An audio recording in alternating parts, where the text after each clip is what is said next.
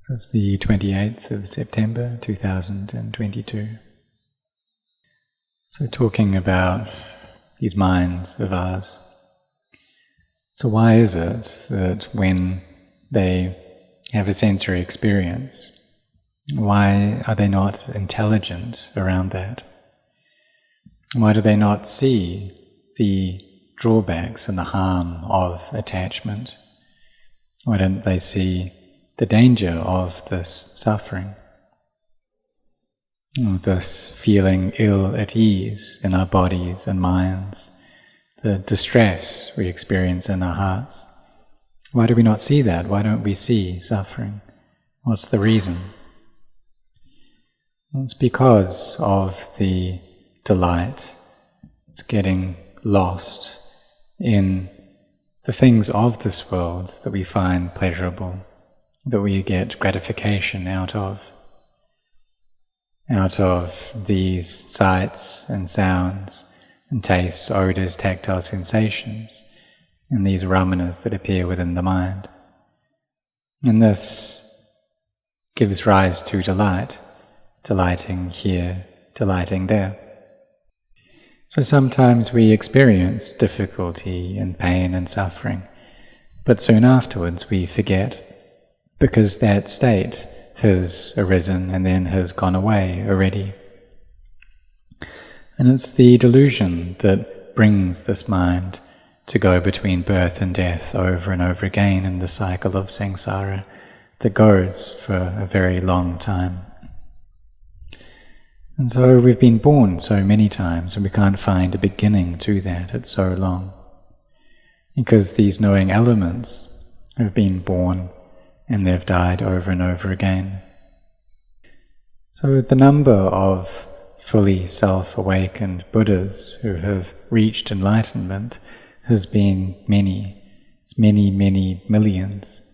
And each of them had to build their parami for a very long time as well. So therefore we can see just how many times this mind of ours has been stuck, going between birth and death, staying in this cycle. And so why is it that we don't see the truth, the satcha Dhamma? And if we don't see that, then our ignorance will take us to be born and then die again, and we can't count how many lives that will happen for. Being born and then dying, getting born and then dying. Travelling around in samsara many, many times. When the Buddha destroyed the delusion in his mind, there was nothing that could make his mind be born again. But for us, it's like we've built up the ridgepole there in our minds, this ridgepole of ignorance. So when we see samsara, we start seeing it for what it is. Then we gain this inspiration to practice. And each person goes about practicing, goes about building their inspiration. And we can help each other do this as well. So we may see other people practicing. We wonder, well, why don't I have that kind of energy?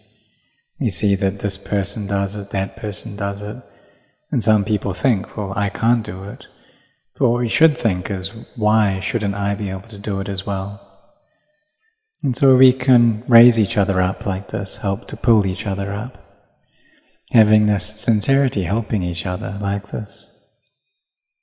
And so our eyes see these kinds of forms, we hear these kinds of sounds, and faith comes up, this inspiration gets created in our hearts. And we gain this inspiration to free ourselves from suffering, because that happens due to our efforts. And so we walk meditation, sit meditation. So here at Wat Marp Jan, recently been circumambulating the Chedi 108 times. And if we take the long kind of road that goes around the Chedi, that takes 4.5 hours or 6 hours to do 108 rounds. But if we do it up at kind of the base of the Chedi, it takes about 3 hours. So if we do this once, and realize we are able to do this, our bodies have that strength. And so we can take up this practice and do it once a week, for 3 hours like this. Or every day we can walk around the jetty for 1 hour. But we should do that with mindfulness as well, having our mindfulness there, until our bodies feel very buoyant. And when we walk with a lot of mindfulness, staying mindful, then the body becomes light, the mind becomes light as well. And when the body and mind are in a state of ease like this, then we can walk without feeling tired. And this shows that samadhi has arisen.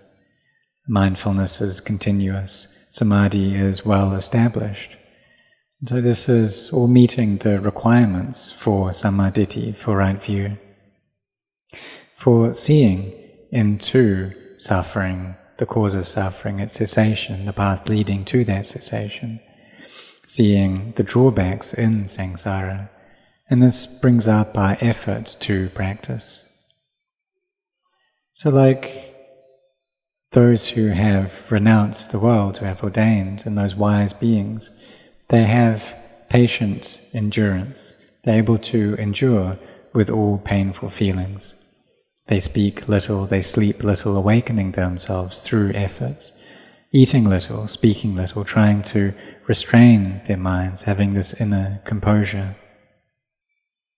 Because when the mind receives a sense impression already, then it attaches, and this becomes a cause for suffering. So therefore we should contemplate, to see the drawbacks in this, to see the harm in samsara. Just like Venerable Yasa, before he ordained, he had this delight and this delusion in his possessions and the things that he had. But then he saw how these things couldn't stay for long, so he went to find and seek out a path of practice. Even though there was happiness there in his life, there was also this inner chaos as well. He saw the people around him as being beautiful, but then that perception shifted, and he saw them as being unattractive and became fed up with all of it. And so he sought out peace, until he met the Buddha. And he saw the drawbacks in this delight, in this lust, listened to the Dhamma, and reached stream entry.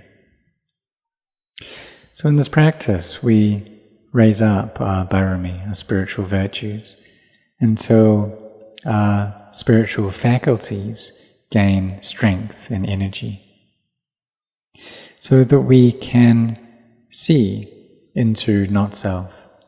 And when we see this clearly, then we see the Dhamma. But firstly, we need to cultivate our bharami first. Need to bring up faith and belief in the Buddha, the Dhamma, the Sangha, until this is full. We need to bring up our efforts. For those people who have faith already, and they practice and experience this peace of heart already, then effort will arise by themselves, and they don't need to force themselves.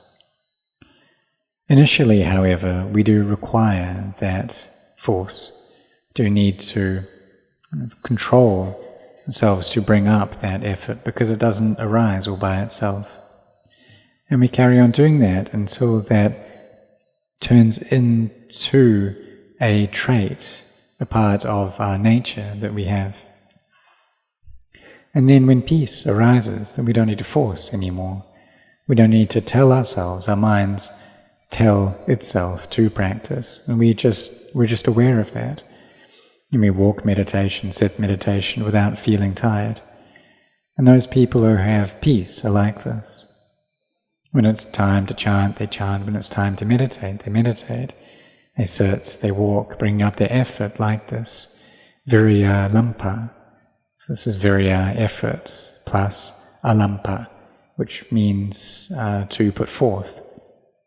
So this putting forth of effort, doing this continuously, developing mindfulness. In the end, samadhi becomes firm. And then wisdom arises without our needing to think about this. It just comes up. And we transcend the world, seeing all things as being conventions. Vimutti, liberation, arises. It's really incredible here. So I've spoken about this many times already. At the time that I listened to the Dhamma and wisdom arose, I was contemplating into that teaching that Venerable Ajahn Chah was giving. He was talking about samuti and vimutti, it's convention and liberation. And if we see conventions in their truth, then we see liberation. And we're able to be freed from wrong view. This view of me and mine. Through seeing that all things, all material things, are just conventional. But initially we don't know that. From the time that we were born, we thought that these things are real. They really are this way. We really have monasteries and huts and dharma halls and cars and houses, that these things are true. And we've never known before that it's just four elements, that these things need to break apart, they can't endure, they don't have any owner. We've never known this before. And just like this body, and previously we never knew that this body, it's not me, it's not mine. From the time that we're born, we've been taking it as being me, belonging to me, and then we compare ourselves with others constantly. And this is a continuous cause of suffering to arise within our hearts. And so those people who have a lot of wealth, then they have one kind of feeling about that. People who have little possessions, then they have another kind of feeling. They may feel less important, they may feel like they're not worth much. But those who have a lot, perhaps they attach to that a lot. So if we have the Dhamma, see the Dhamma, then we can contemplate into these things that we haven't known truly before, that we've always thought about them as being me, belonging to me. But then we see clearly that they really are not self. We realize that, it's just like this. And that truth enters into our hearts, and they become radiant through this clarity. We're able to let go and transcend the world. So when we gain this understanding, then our doubts disappear. These doubts that we can have for such a long time in this practice. And so when I used to listen to the Dhamma of Ajahn Chah, then my doubts would reduce. And I'd contemplate into that until the mind can reach a state of emptiness. And so we do that, we contemplate like this. It reaches this emptiness, the mind becomes awakened, we understand that it's like this, emptiness is this way.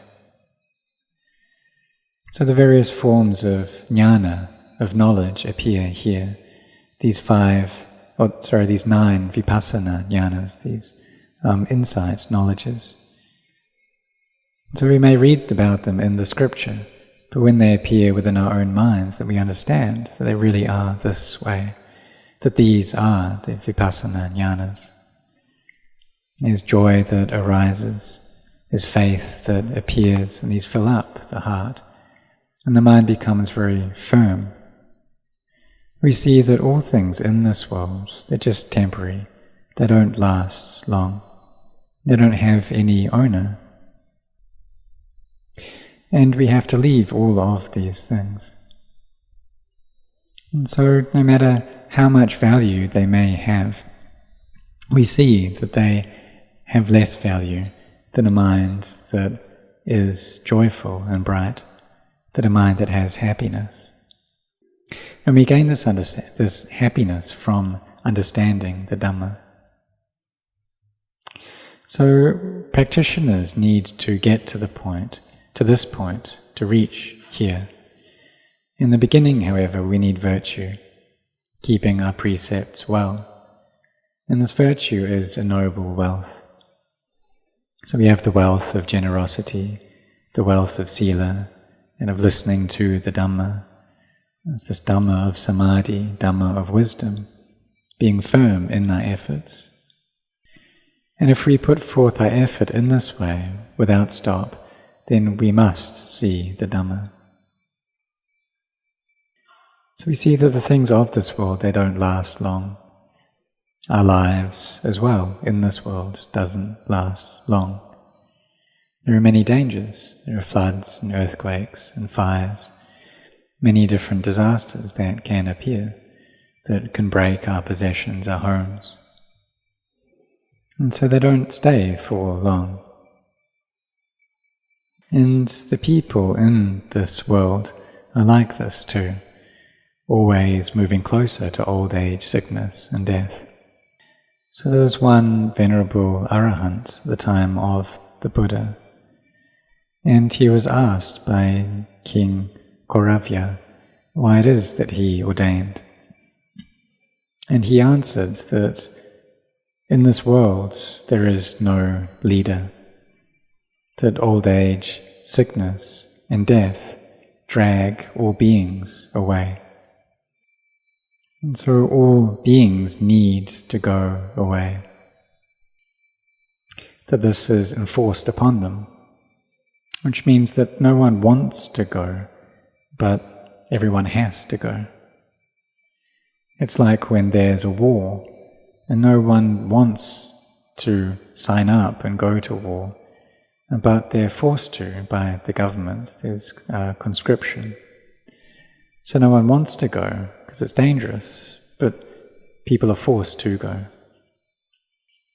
And so it's like this with us leaving this world, that we need to go, we're forced to go, we're dragged away. It's like how we need to get sick. No one wants to get sick. So we see this happen to the generation of our grandparents, and then we see it happen to the generation of our parents, and then it becomes our turn. And so the people born in this world, perhaps our children, they're born and they get older as well, and they experience these things too. And so no one stays. So we should contemplate this, seeing things in this way, understanding the Dhamma like this. So when we see these dangers and these drawbacks, then we should really go for it in the practice, really meditate, really trying to be very mindful. And in the end, sila, samadhi and panya, as virtue, collectedness and wisdom gather together, and we understand clearly, seeing how all things are conventions, and vimutti arises. You see all things as just conventions that arise and cease, and just that. They don't have any self. There's no being, no individual, no me, no you. And so may all of you set your hearts on this practice.